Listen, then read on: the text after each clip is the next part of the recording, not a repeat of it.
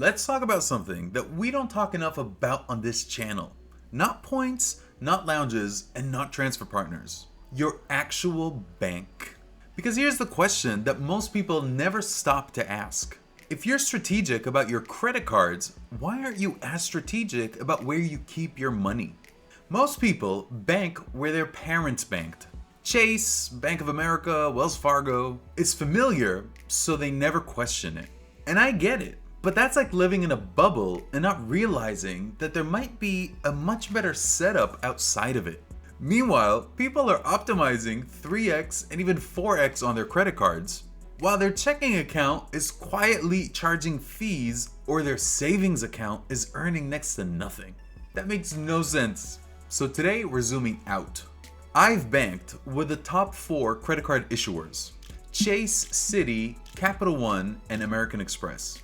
And I've moved money through all of them. And I also bank with 4 other institutions, 2 of them in the United States and 2 of them abroad. Now my needs are a little different than most. I split my time between the US and living abroad for extended periods of time. So global access, flexibility, and frictionless money movement matter to me more than brand loyalty. So this video is not going to be a technical breakdown of each feature that each bank offers. Instead, I'm going to tell you what actually matters, what works, what doesn't, and which 2 banks I think make the most sense depending on how you live. Because banking, just like credit cards, should be intentional. By the end of this video, you should know why Capital One wins for most people, why Citi quietly shines for international living, and where the other big names still fit or don't. If you care about optimizing your entire banking setup, not just your points balance, this one's for you. Let's get into it. For those new to the channel, I'm Richard Debs from R2 Travel Rewards, and I'm an avid traveler, and I'm coming to you live from Shanghai, China. If you're watching this, you likely didn't realize that you should be thinking about where you bank. Or you thought that my Chase Capital One banking video from 2024 was so hilarious that you wanted an update in 2026.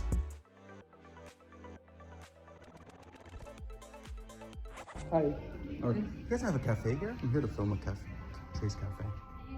No, we don't have Chase cafes. You don't? Yeah, the only one that does, the only cafe I'm pretty sure is just the Capital One cafe. You guys don't have a cafe? Guys, even Chase recommends Capital One. Closest we got is Starbucks. Can I get a coffee? Do you have coffee? Not off right now. Just Okay. it's just Tea sad. or anything? You got coffee or tea? Do we have coffee or tea? Probably not. I don't know. Can I at least get the Wi-Fi password? Before we get into it, please know that if you have any personal or targeted questions, feel free to hit me up in the chat section of my website, boomaccompany.com. R2 channel members always get priority, and since I stopped using credit card referral links January 1st, 2026, your support through likes, subscriptions, and memberships genuinely matters. Now, before I go bank by bank, let me frame how I evaluate this. When I think about where I keep my money, I care about 4 things. First, fees and minimums. Second, how competitive the savings yield is. Third, technology and ease of use. And fourth, international usability. Now that part matters a lot less for most people, but it matters a ton if it matters to you. If a bank fails 2 of those, it's already in trouble. I'm not getting into investing or wealth management here, so that's a different conversation.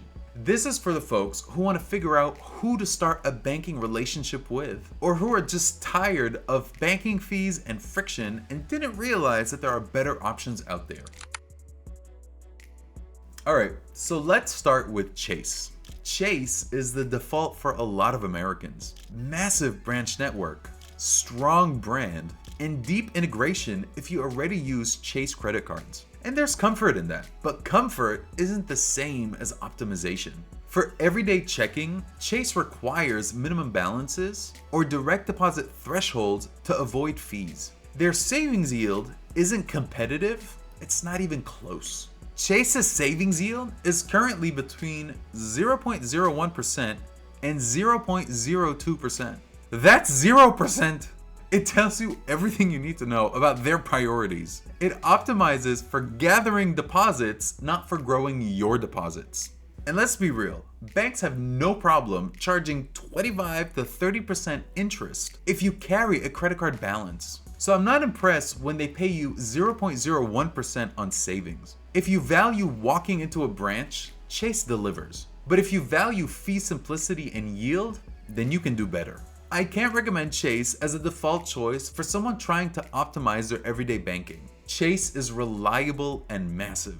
It's not built to be the most efficient everyday option if you care about low friction and better returns on your cash.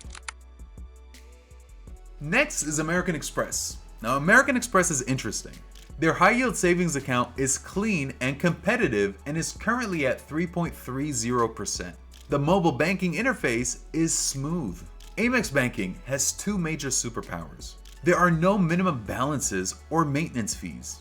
And Amex's debit transactions earning 0.5 MR points per dollar is genuinely innovative. It's one of the few debit programs which rewards you for unavoidable non-credit card spend. That's a first-rate benefit for those of us interested in point optimization. Here's a low-key benefit. If you ever exit the Amex credit card world because of annual fees, keeping an Amex checking account preserves your membership rewards points. The trade-off is simple. If you need branches or in-person help, Amex isn't built for that. It's an online-first setup. I see Amex banking as a supplement, not the core, but a very noteworthy supplement. Now, this is where the conversation shifts. If you live primarily in the United States, work a normal job, pay rent or a mortgage, travel occasionally, and just want your banking to be simple, Capital One is very hard to beat right now.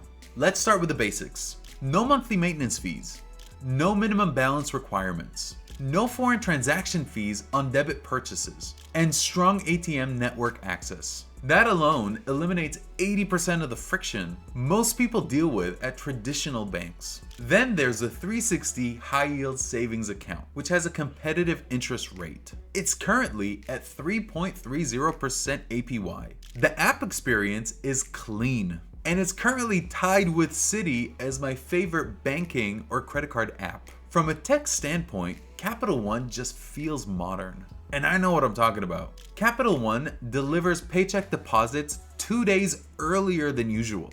I love the alerts that I get from Capital One. Great news, we're able to post your deposit early. Even with my paycheck split across multiple accounts, Capital One consistently posts early. That's been my real world experience. It's not exciting, it's just consistently efficient. You know, the way banking should be. And that's why for most people, Capital One wins. Now, if your lifestyle looks like mine, or you're planning for it, this is where Citi becomes powerful. Citi, right here. Citi isn't my favorite everyday US bank, mainly because I prefer banks where no fees isn't something that you have to earn with minimums. Banks just shouldn't charge fees, period.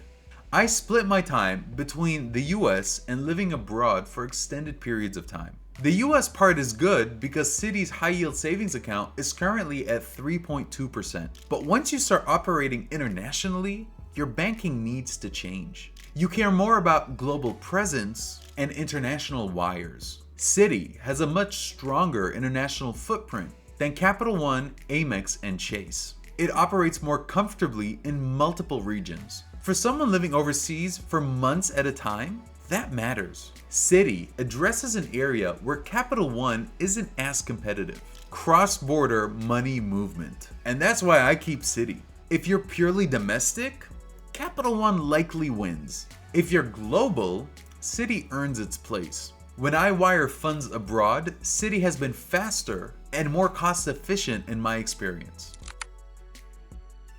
Now, I also bank with 4 other institutions, 2 in the US and 2 abroad. Not because I'm confused, but because each serves a purpose. The first is Santander.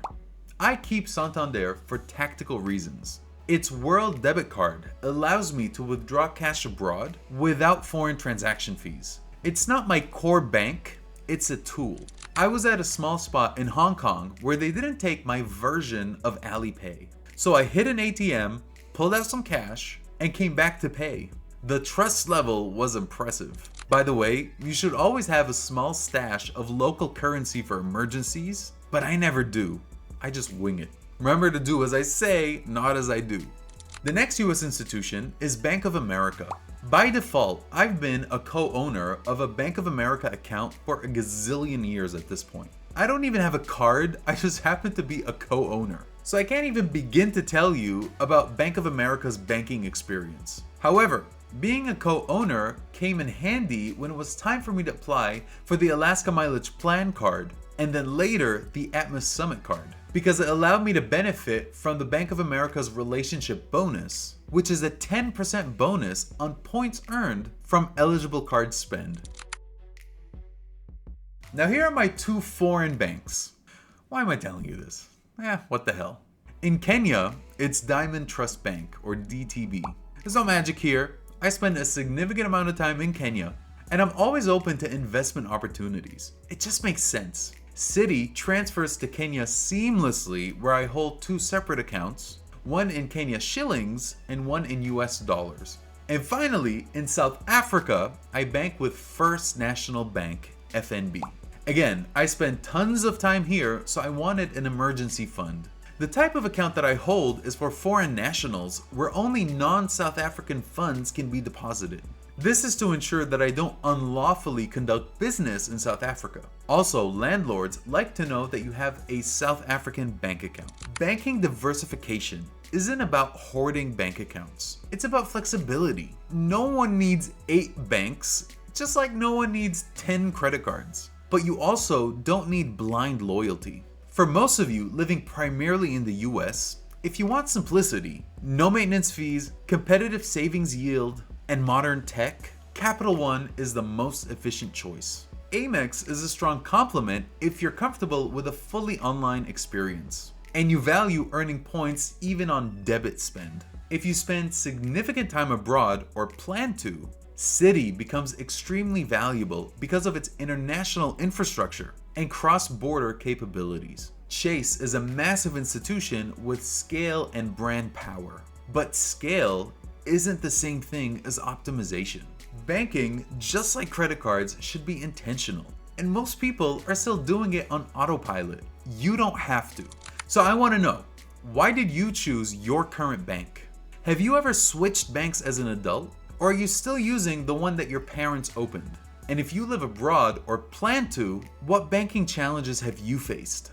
If you found this helpful, the best way to support this channel is simple. Like this video, subscribe, and consider becoming a member. I don't do credit card referral links anymore, I just do thoughtful strategy. As always, take care and be good to each other.